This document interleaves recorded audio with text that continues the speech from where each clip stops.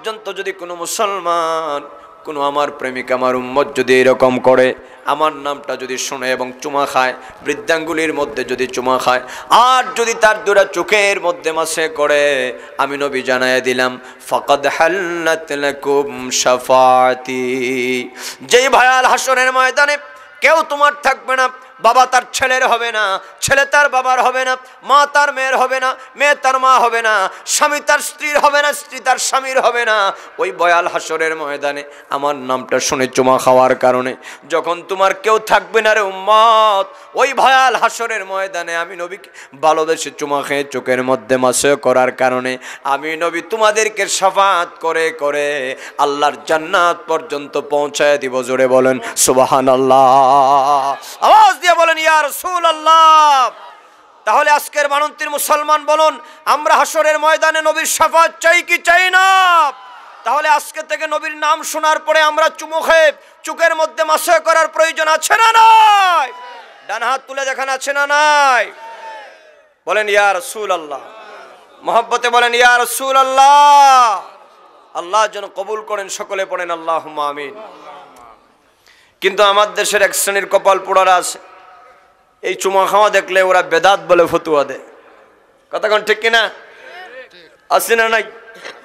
আপনারা বলুন, এটা কি বেদাত না এটা নবীর মোহাব্বত?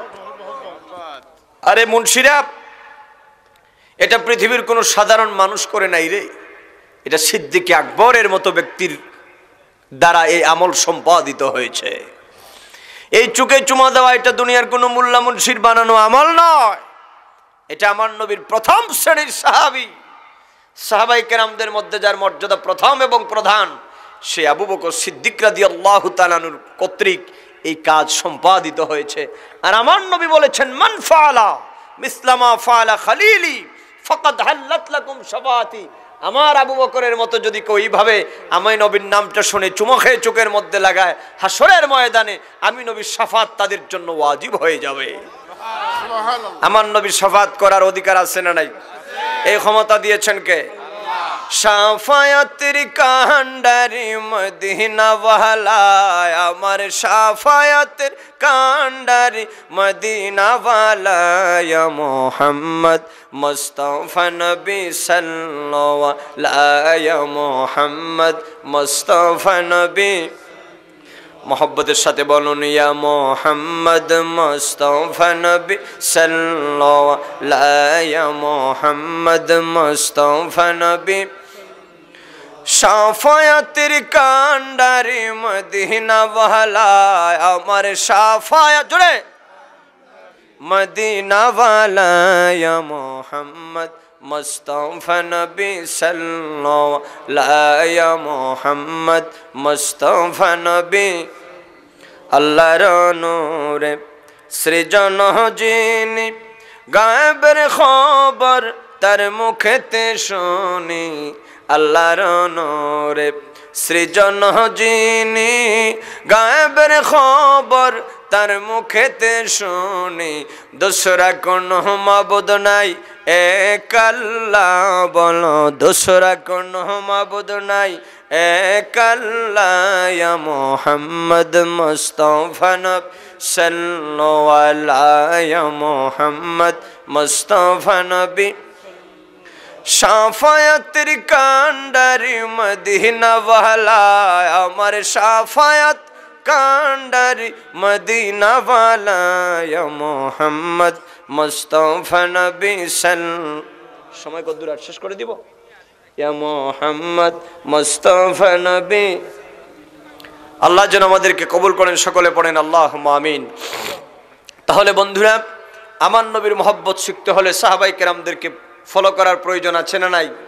তাহলে আমরা জানতে পেলাম সাহাবায়ে কেরামগণ নবীর নাম শুনে চুমা খেতেন। এমনকি আমার নবীর নাম শুনলে সাহাবায়ে কেরামগণ বসার থেকে দাঁড়িয়ে যেতেন, তাযীমান আয় তাকরীমান। আল্লাহর নবীকে মহব্বত করে এবং আল্লাহর নবীকে সম্মান করে সাহাবায়ে কেরাম বসার থেকে দাঁড়াতেন। সুবহানাল্লাহ কন্যা। তাহলে আমরাও নবীজিকে ভালোবাসার প্রয়োজন আছে না নাই? শুধু তাই নয় আমার বাবারা, আল্লাহর নবীকে সাহাবায়ে কেরামগণ শুধু ভালোবাসেন না, অসংখ্য অগণিত হাদিসে পাক আপনাদের সামনে বলা যাবে, সময় যেহেতু কম, অল্প সময়ের মধ্যে শেষ করে দিচ্ছি। আমার বাবারা, আল্লাহর নবীকে গোটা সৃষ্টি জগৎ ভালোবাসে, সাহাবায়ে কেরামগণ ভালোবাসে, আসমান ভালোবাসে, জমিন ভালোবাসে, চন্দ্র ভালোবাসে, আল্লাহর নবীজিকে সূর্য ভালোবাসে। এজন্য আল্লাহর নবী যাকে যেই হুকুম করেছেন, ইশারা দিয়েছেন, সকলে ভালোবাসার কারণে তার হুকুম মানতে বাধ্য হয়ে গেছে। যেমন আমার বাবারা শুধু আল্লাহর নবীকে সাহাবায়ে কেরামগণ ভালোবাসেন নাই, ও জগতের মুসলমান, আল্লাহর নবীকে সাহাবায়ে কেরামগণের পাশাপাশি আল্লাহর সৃষ্টি জগতের সব সৃষ্টি আল্লাহর নবীকে ভালোবাসে। কেমন দেখেন একটা ঘটনা বলি, আল্লাহর নবীকে যে আল্লাহর সৃষ্টি জগৎ সকলে ভালোবাসে, খায়বারের যুদ্ধ থেকে ফেরার পথে আল্লাহর নবী হযরতে আলী রাদিয়াল্লাহু তাআলা আনহুকে সামামা নামক স্থানের মধ্যে আল্লাহর নবীকে ডাক দিয়া বললেন, গো আলী, একটু বসে যাও, তোমার হাঁটুর মধ্যে আমার মাথাটা রেখে আমি একটু আরাম করব, আমি একটু ঘুম যাব। হযরতে আলী রাদিয়াল্লাহু তাআলা আনহু যেইভাবে করে নামাজের মধ্যে তাশাহুদের মধ্যে মানুষ বসে যায়, এরকম করে হযরতে আলী রাদিয়াল্লাহু তাআলা আনহু বসে গেলেন। আল্লাহর নবী তার সেরে পাক রেখে সামান্য সময় তিনি আরাম করছেন। আল বিদায়া ওয়ান নিহায়া ইবনে কাসির রহমাতুল্লাহি আলাইহির লেখা কিতাব, এটা বাংলাদেশের কওমি মাদ্রাসার সিলসিলা আলেমদের কিতাব। আল বিদায়া ওয়ান নিহায়ার মধ্যে বর্ণনা হচ্ছে, নাম রাসূলুল্লাহ সাল্লাল্লাহু আলাইহি ওয়াসাল্লাম ফি হুজরি আলিয়্যিন ওয়ালাম ইয়াকুন সাল্লাল্লাহু আলাইহি হাত্তা গরাবাতিশ শামস ফালাম্মা কামা রাসূলুল্লাহ সাল্লাল্লাহু আলাইহি ওয়াসাল্লাম ফাদালাহু ফারুদ্দাত আলাইহি শামস। আমি বুঝাতে চাচ্ছি আমার বাবারা, নবীজিকে আমরা ভালোবাসি না, আমরা বড় কপাল পোড়া মানুষ। নামদানি এক শ্রেণীর প্রাণীরা নবীকে যদিও না ভালোবাসে, আল্লাহর সৃষ্টি জগতের সব আমার নবীকে ভালোবাসে। ও আমার বাবারা, যদিও এক শ্রেণীর মোল্লা মৌলবীর ভিতরে আল্লাহর নবীর প্রেম নাই, কিন্তু আল্লাহর সৃষ্টি জগৎ আমার নবীকে ভালোবাসে। কেমন দেখেন, আল্লাহর নবী হযরতে আলী রাদিয়াল্লাহু তাআলা আনহুর হাঁটুর মধ্যে মাথা মুবারক রেখে আল্লাহর নবী ঘুমাচ্ছে। এইদিকে আসরের ওয়াক্ত আজান হয়ে গেছে। হযরতে আলী রাদিয়াল্লাহু তাআলা আনহু ভাবলেন আল্লাহর নবী তিনি ঘুম মুবারক থেকে উঠবেন, কিন্তু কিছুক্ষণ পর দেখা যায় আল্লাহর নবী ঘুম মুবারক থেকে উঠেন নাই। এইদিকে নামাজের সময় শেষ, নামাজের সময় চলে যাওয়ার পরে হযরতে আলী রাদিয়াল্লাহু তাআলা আনহু ভাবলেন এবার আল্লাহর নবীকে কি আমি ডাক দিব নাকি। আবার তিনি চিন্তা করেন নবীকে যদি ডাক দেই, আল্লাহর নবী যদি কষ্ট পান, তাহলে সব আমল আমার বরবাদ হয়ে যাবে। উভয় চিন্তার মধ্যে পড়ে গেলেন। এইদিকে আমার নবীর খেদমত, অপর দিকে আল্লাহর ইবাদত। যদি আসরের নামাজ পড়তে হয় নবীর খেদমত বাদ দিতে হয়, আর নবীর খেদমত যদি করতে হয় আসরের নামাজ বাদ দিতে হয়। কোনটা ছাড়বেন কোনটা ধরবেন, উভয় চিন্তার মধ্যে পড়ে গেলেন। একবার ভাবলেন নবীজিকে ডাক দিব, আসরের নামাজ পড়ার হুকুম তো আমার আল্লাহর, কারণ আল্লাহ বলেছেন হাফিজু আলাস সালাওয়াতি ওয়াস সালাতিল উসতা। ও পৃথিবীর মানুষ, তোমরা নামাজগুলোকে হেফাজত করো, বিশেষ করে ওস্তা নামাজ মানে মধ্যবর্তী নামাজ। এইদিকে ফজর আর জোহর, ওইদিকে মাগরিব আর এশা, মধ্যখানে রইল কোনটা? কি কথা বলেন না কোনটা? তাড়াতাড়ি বলো যুবক, কোনটা? আসরের নামাজের হেফাজতের জন্য আল্লাহ পাক বারবার অর্ডার করেছে। হযরতে আলী রাদিয়াল্লাহু তাআলা আনহু ভাবলেন আল্লাহ পাকের দরবারে তো জবাব দেওয়া যাবে না, আল্লাহর নবীকে আমি ডাক দেই। তিনি যখন ডাক দিতে উদ্যত হবেন, আবার তার মধ্যে চিন্তা বেড়ে যায়, নবীজিকে যদি ডাক দেই, নবীর মনে যদি কষ্ট হয়, তাহলে তো আমার সব শেষ হয়ে যাবে। চিন্তার মধ্যে পড়লেন, একবার মনে চায় ডাক দিব, আসরের নামাজ পড়ব, আবার মনে চায় না ডাক দিব না। এই চিন্তা করতে করতে বেলা গড়িয়ে যাচ্ছে, সন্ধ্যা হয়ে যাচ্ছে। হযরতে আলী রাদিয়াল্লাহু তাআলা আনহু চিন্তা করলেন কি করব। চিন্তা করতে করতেই সিদ্ধান্তে উপনীত হলেন, যাক যাক যাক, আসরের নামাজ চলে যাক। যেই নবী না হলে আমি আলী হতাম না, যেই নবী না হলে আমাকে আল্লাহ পয়দা করতেন না। যাক, আমার জীবন থেকে আসরের নামাজ চলে যাক, আমার নবীর ঘুম মুবারক আমি ভাঙাতে পারবো না। আমার বাবাজিরা, আল্লাহর নবী ঘুম মুবারক, ঘুমের মধ্যে আছেন। আমার দয়াল নবীর প্রত্যেকটা কাজের পিছনে মুবারক লাগাতে হবে। যেহেতু আল্লাহ পাক বলেছেন ওয়া তুআজ্জিরুহু ওয়া তুওয়াক্কিরুহু, আমার নবীকে ভালোবাসবা, সম্মান করবা।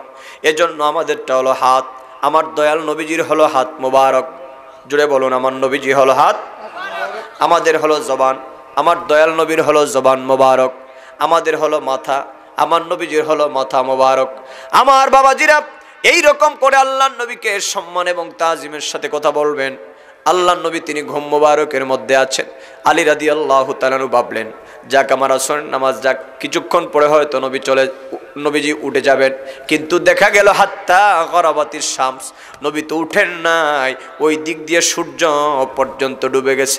আলী রাদিয়াল্লাহু তাআলা কয় গেছে আসরের নামাজ, এবার বুঝি আমার মাগরিব যাবে। সুবহানাল্লাহ বলেন না। হাত্তা গরাবাতিস শামস, এদিকে সূর্য ডুবে গেছে। আমি বুঝাতে চাচ্ছি সূর্য যে নবীরে ভালোবাসে। সূর্য ডুবে যাওয়ার উপক্রম হয়ে গেছে, পৃথিবীতে সামান্য অন্ধকার নেমে এসেছে। হযরতে আলী রাদিয়াল্লাহু তাআলা এবার বললেন আল্লাহ আসর তো গেল মাগরিবও যাইবো আমার। এই কথা চিন্তা করতে করতে ওনার চক্ষু মুবারক থেকে সামান্য এক ফোঁটা তপ্ত অশ্রু দাড়ি গড়িয়ে আল্লাহর নবীর গাল মুবারকের মধ্যে পড়েছে। আমার নবী এই পানি মুবারক, আলী রাদিয়াল্লাহু তাআলা চোখের এক ফোঁটা পানি মুবারক পড়ার সাথে সাথে আমার নবী মুস্কি হাসি দিয়ে ঘুম থেকে উঠলেন। দেখেন অপর হাদিসের মধ্যে আল্লাহর নবী বলেছেন আল আইনানে তানামান, আমার চক্ষু ঘুমায় রে কিন্তু আমার হৃদয় আমার কল্ব সজাগ থাকে। কারণ আমি নবী যদি ঘুমায় যাই আমার উম্মতের জন্য কে কান্না করবে? কিন্তু আজকে দেখা যায় নবী ঘুমাচ্ছেন, কিছুক্ষণ পর নবীজি জাগলেন। জাগার পরে আল্লাহর নবী নূর নবী ডাক দিয়া বললেন আলী গো, কি ব্যাপার তোমার চোখের মধ্যে পানি দেখা যায় কেন আলী? হযরতে আলী রাদিয়াল্লাহু তাআলা বলেন হুজুর আপনি তো জানেন। আল্লাহর নবী ডাক দিয়া বললেন তুমি কি আসরের নামাজ পড়তে চাও নাকি? কই ইয়া রাসূলুল্লাহ ইয়া হাবিবাল্লাহ নবী আমি আসরের নামাজ পড়ব। আল্লাহর নবী ডাক দিয়া বললেন আলী গো, তুমি যদি আসরের নামাজ পড়তে চাও তাহলে তাড়াতাড়ি তুমি ওযু করে আসো। হযরতে আলী রাদিয়াল্লাহু তাআলা মনে মনে খুশি হলেন, কিন্তু ব্যাপারটা কি? ওই দিকে তাকায় দেখে সূর্য তো ডুবে গেছে। হযরতে আলী রাদিয়াল্লাহু তাআলা একবার সূর্যের দিকে তাকায়, আবার আমার নবীর চেহারা মোবারকের দিকে তাকায়, একবার সূর্যের দিকে তাকায়, আবার আমার নবীর চেহারা মোবারকের দিকে তাকায়। আল্লাহর নবী বলেন আলী গো, তুমি নামাজ পড়ার জন্য তৈরি হয়ে যাও। কিন্তু এমন সময় বললেন যখন সূর্য ডুবে গেছে। আমার বন্ধুরা, হযরতে আলী মনে মনে ভাবলেন নবী যেহেতু আমাকে বলেছেন নিশ্চয় আমার আসরের নামাজ পড়ার ব্যবস্থা হয়ে যাবে। সুবহানাল্লাহ বলেন সুবহানাল্লাহ। আমাদের অতিথি আসছেন, মাশাআল্লাহ বলেন মারহাবা।